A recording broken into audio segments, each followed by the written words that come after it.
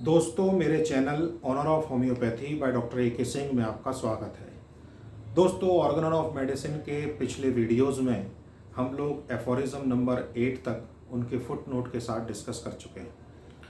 दोस्तों, आज के इस वीडियो में हम लोग एफोरिज्म नंबर 9 और 10 को डिस्कस करेंगे। एफोरिज्म नंबर 9 में हैनीमैन सर हमको role of vital force in healthy human body बताते हैं, यानी कि जो हमारा वाइटल फोर्स है वो हेल्दी कंडीशन में किस तरह से काम करता है। दोस्तों, हैनीमैन सर ने इस वाइटल फोर्स को स्पिरिचुअल वाइटल फोर्स कहा है, एक स्पिरिचुअल एनर्जी कहा है। ये एक ऐसी एनर्जी है जिससे हम सब लोग क्रिएट हुए हैं, हमारा पूरा सोलर सिस्टम क्रिएट हुआ है और हम भी क्रिएट हुए हैं। जैसे सोलर सिस्टम को जब हम देखते हैं तो उसमें अर्थ है, उस सोलर सिस्टम का एक प्लैनेट है, अर्थ है, जिस पे हम सब लोग रहते हैं। तो अर्थ के अंदर हिडन एनर्जी है, वो स्पिरिचुअल एनर्जी है। उसी स्पिरिचुअल एनर्जी से वो अपनी एक्सिस पर घूमती है और अपनी ऑर्बिट में घूमती है। तो हमारा पूरा जो सोलर सिस्टम है वो इसी स्पिरिचुअल एनर्जी से कंट्रोल होता है और इसी स्पिरिचुअल एनर्जी से वो चल रहा है। तो ये spiritual energy basically life energy है जो हमारी लाइफ को चलाती है। तो आज हम इसको समझेंगे कि हमारे अंदर ये स्पिरिचुअल एनर्जी या जो स्पिरिचुअल वाइटल फोर्स की जो एनर्जी है वो कैसे काम करती है। तो दोस्तों, एक पिक्चर आप देख रहे हैं, इस पिक्चर में आपको कुछ पॉइंट्स दिख रहे हैं। ये जो पॉइंट्स हैं ये हमारे पॉइंट्स एनर्जी के पॉइंट्स हैं। ये पूरी बॉडी में एनर्जी को ट्रांसफ़र करते हैं और हम सब लोग इन पॉइंट्स को जानते भी हैं। लेकिन जैसे जैसे हम अपने हिडन इंटीरियर को समझते हैं, इन पॉइंट्स की इम्पोर्टेंस हमको समझ में आती है। दोस्तों, जैसा कि हम सब लोग जानते हैं कि जैसे हमारी कॉलोनी है, उसके बाहर कोई ट्रांसफार्मर है, उस ट्रांसफार्मर से हम सभी लोगों के घरों में इलेक्ट्रिसिटी आ रही है।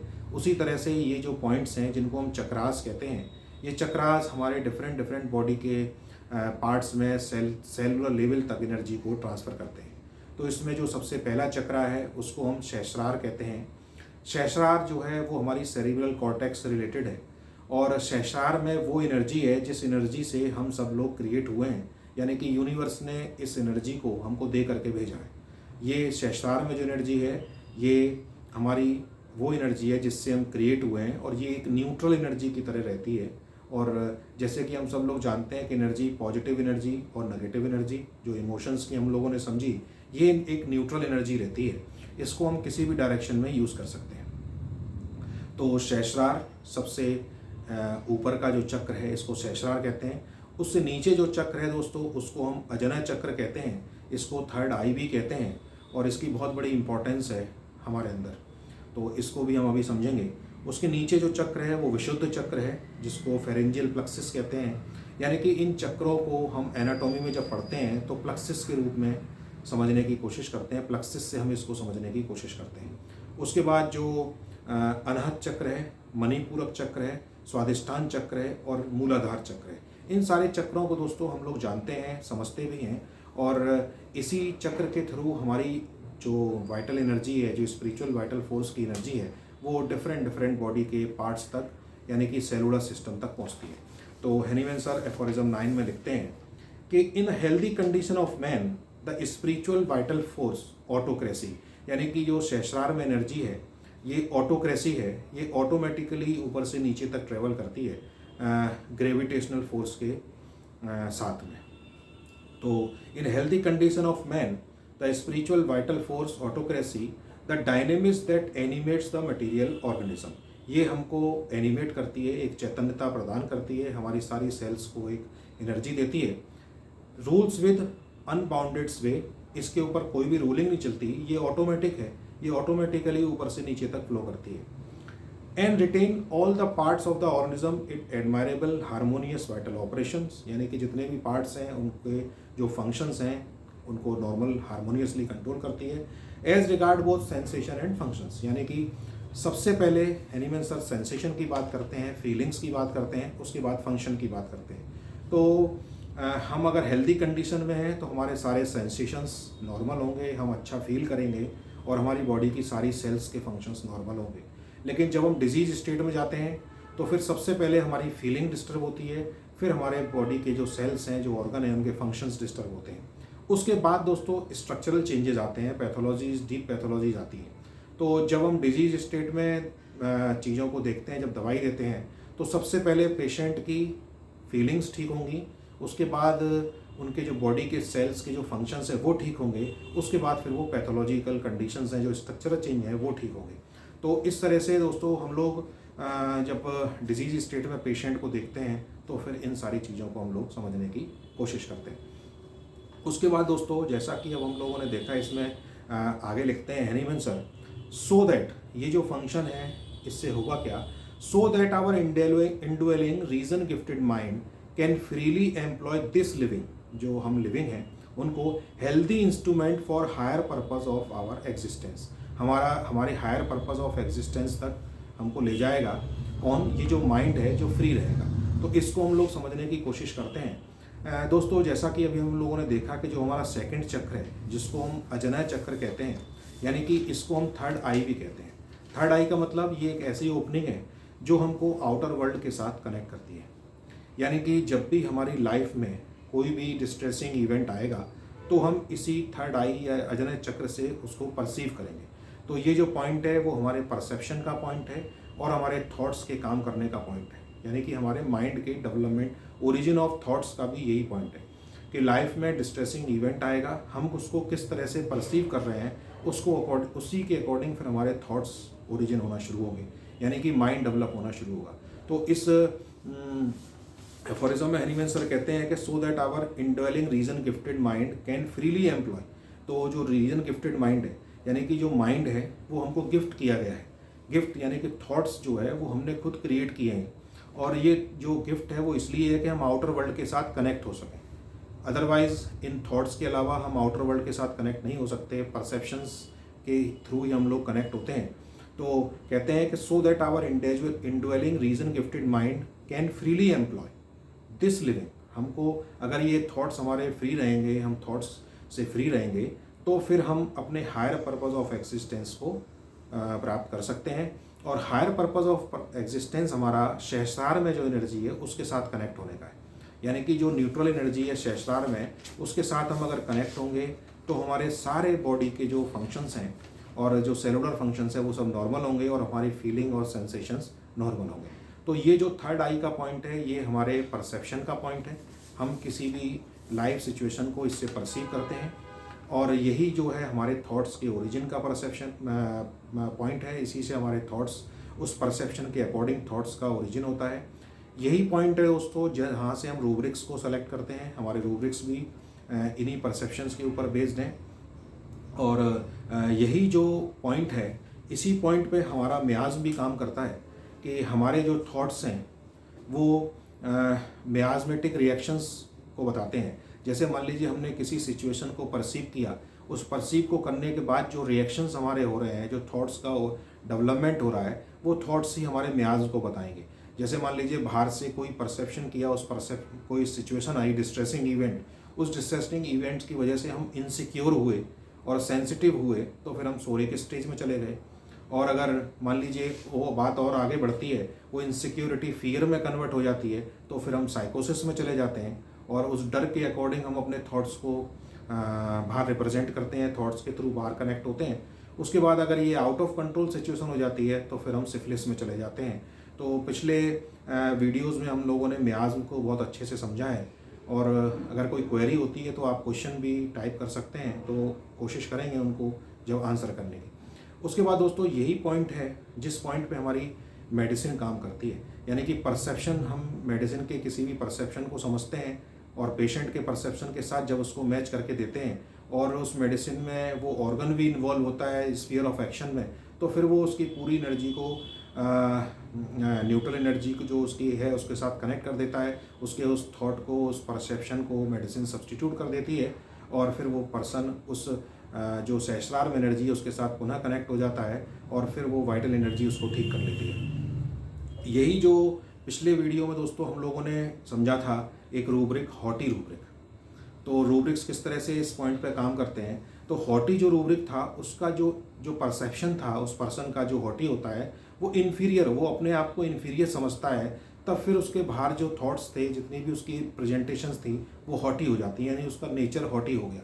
तो जो परसेप्शन है वो इन्फीरियर है। अब इसी इन्फीरियर परसेप्शन को वो थर्ड आई से यानी कि अपने अजनय चक्र से बाकी सारे चक्र जितने भी नीचे के हैं वो उस इन्फीरियर एनर्जी को ट्रांसफ़र करता है और फिर वो डिजीज स्टेट में चला जाता है। और अगर इसके बाद कुछ और भी इमोशंस काम करते हैं तो फिर वो और डिजीज स्टेट में चला जाता है। तो इस तरह से दोस्तों ये जो थर्ड आई वाला जो परसेप्शन पॉइंट है यानी कि अजनय चक्र है, ये बहुत इंपॉर्टेंट है। ये हमको आउटर वर्ल्ड के साथ कनेक्ट करता है और इस परसेप्शन को हम चेंज भी कर सकते हैं अगर वो हमको समझ में आता है।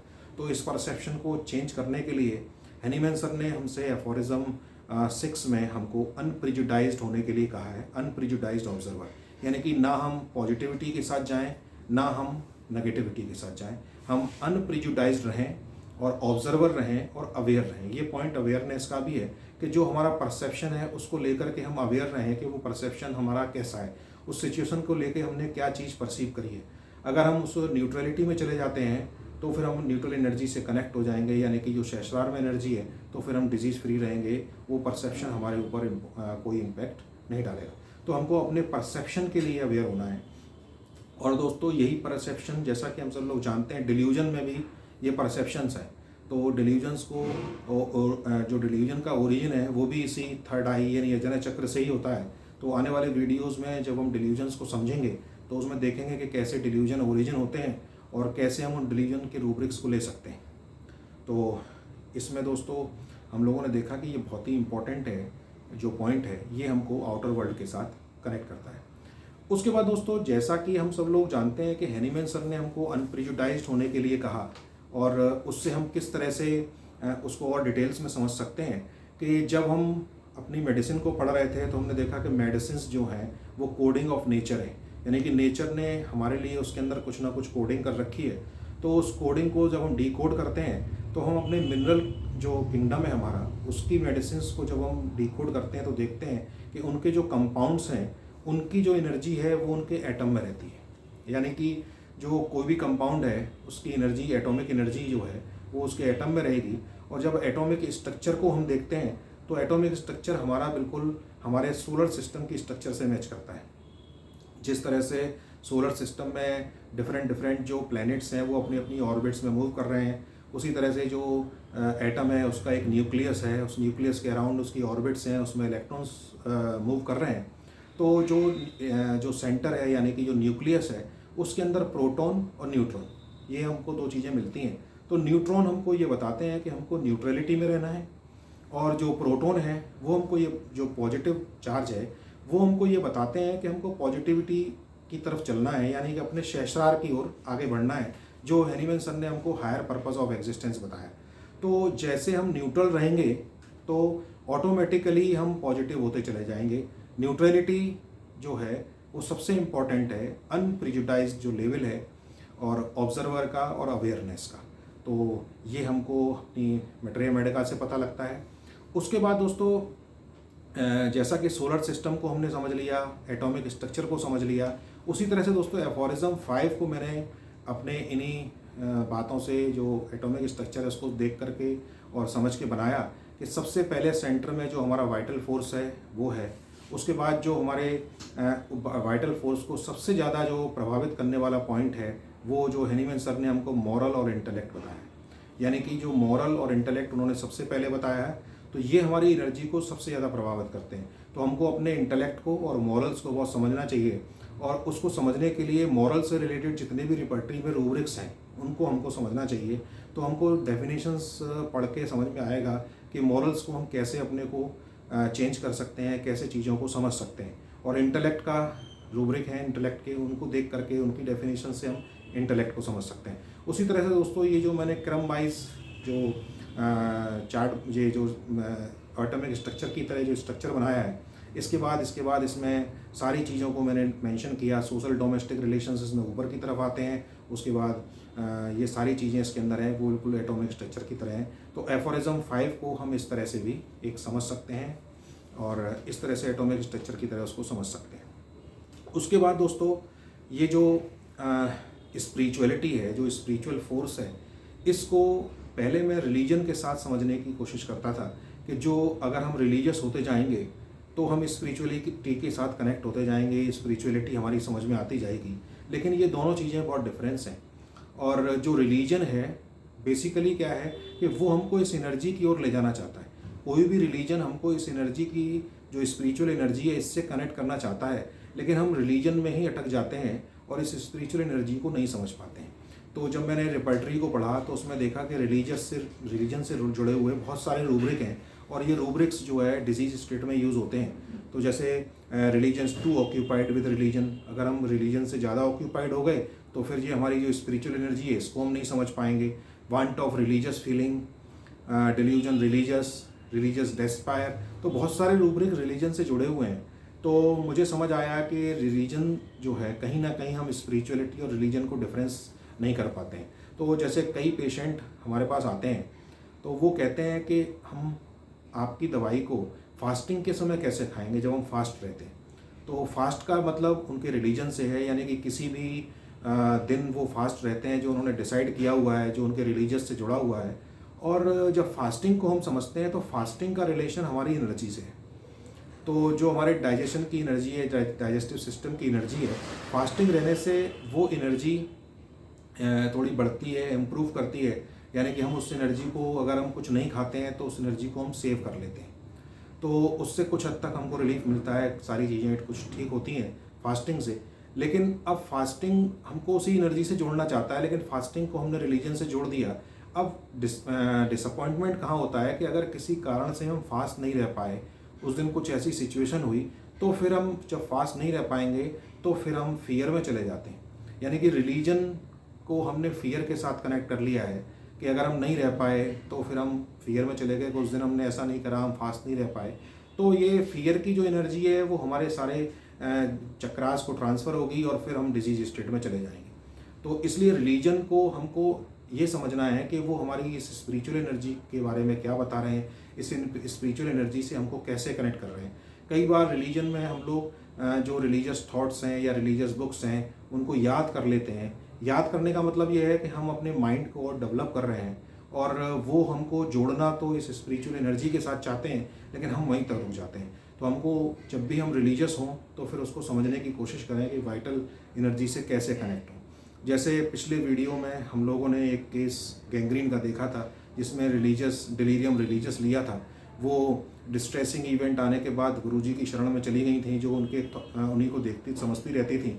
तो है क्या कि हमको रिलीजियस से आगे जाना है, उस डिस्ट्रेसिंग इवेंट को लेकर के उस परसेप्शन को समझना है जो हमने अपने अजनय चक्र से, यानी थर्ड आई से जिस परसेप्शन को समझा है, उस परसेप्शन को समझा है। उस परसेप्शन को समझना है कि हमने उस सिचुएशन को लेकर के क्या परसीव किया, जबकि हम उससे डिफेंस रिलीजन की ले लेते हैं। तो ये डिफेंस जो लेना है ये रॉन्ग है। हमको रिलीजन की डिफेंस में नहीं जाना है, रिलीजन की पूरी बात को समझ के इस थर्ड जो एनर्जी है हमारी स्पिरिचुअल एनर्जी, इसके साथ हमको कनेक्ट होना है। तो रिलीजन और स्पिरिचुअलिटी दोनों ही डिफरेंट थिंग्स हैं, जिनको हमको ये समझना चाहिए कि रिलीजन हमको स्पिरिचुअलिटी की ओर ले जाना चाहता है और हमको आगे बढ़ना चाहिए। तो दोस्तों, ये हमने एफोरिज्म 9 को समझा, जिसमें हमारी एनर्जी किस तरह से काम करती है, और उस एनर्जी को हम परसेप्शन के थ्रू, अपने परसेप्शन के थ्रू इसको न्यूट्रल रख करके और पूरी बॉडी में ट्रांसफ़र कर सकते हैं। उसके बाद दोस्तों एफोरिज्म 10 में हैनीमैन सर लिखते हैं, the material organism without the vital force. अगर ये वाइटल फोर्स नहीं है, ये स्पिरिचुअल वाइटल फोर्स नहीं है, तो जो मटीरियल ऑर्गेनिज्म है is capable of no sensation, वो कोई भी चीज़ सेंस नहीं कर सकता, no function, no self preservation, वो अपना बचाव भी नहीं कर सकता। यानी कि जो इम्पोर्टेंस है वो इस स्पिरिचुअल एनर्जी की ही है। फिर आगे लिखते हैं, it drive all sensation and performs all the function of life. अब ये जो लाइफ के फंक्शंस हैं, जो सेंसेशंस हैं, वो सब इस एनर्जी की वजह से ही हो सकते हैं, solely by means of the immaterial being. ये जो इममेटीरियल बीइंग एनर्जी है, जो न्यूट्रल एनर्जी है, जो हमारे सहस्रार में है, जो वाइटल एनर्जी है, इसी से हम सारे लाइफ के फंक्शंस को परफॉर्म कर सकते हैं, which animate the material organism in health and in disease. तो हेल्थ में भी और डिजीज़ में भी। तो हमारे परसेप्शन अगर ठीक होंगे तो हम डिजीज़ से बच सकते हैं। तो हमारे परसेप्शन हमको डिजीज़ स्टेट में ले जाते हैं। तो हमें उन परसेप्शन से अवेयर होना है, उनके प्रति न्यूट्रल रहना है। एफोरिज्म 6 के अकॉर्डिंग हमको अनप्रिजुडाइज्ड ऑब्जर्वर होना है। और उसके बाद इसके फुटनोट में लिखते हैं, it is dead and only subject to power of the external physical world. अब ये जो जब डेड हो गए हम, तो ये जो मटेरियल बॉडी है ये वर्ल्ड जो है, आउटर वर्ल्ड है, फिजिकल वर्ल्ड है, उसके कंट्रोल में आ जाती है, यानी कि उसकी पावर में आ जाता है। और वो फिजिकल वर्ल्ड क्या करेगा, it decay and again resolve into its chemical constituents, और वो उसको डिके कर देगा और जिनसे वो बना है वो उसी को उसी में मिला देगा। यानी कि जो पंच तत्व की थ्योरी हम लोग पढ़ते हैं कि हमारी बॉडी 5 तत्व से बनी है और फिर वो डेथ होने के बाद उन्हीं में मिल जाएगी। तो दोस्तों ये हम लोगों ने एफोरिज्म 9 में अपनी एनर्जी को, वाइटल स्पिरिचुअल एनर्जी को समझा, और एफोरिज्म 10 में समझा कि अगर ये नहीं रहेगी तो हम फिर अपने कॉन्स्टिट्यूएंट्स में ब्रेक हो जाते हैं। तो इस वीडियो में दोस्तों इतना ही। अगले वीडियो में हम लोग एफोरिज्म नंबर 11 को डिस्कस करेंगे, जो बहुत ही इम्पोर्टेंट है। उसमें हैनीमैन सर ने डायनेमिक्स को हमको बताया है, और अगले वीडियो में उसको हम डिस्कस करेंगे। तो इस वीडियो में इतना ही। अगले वीडियो में आपसे फिर मुलाकात होगी, तब तक के लिए धन्यवाद।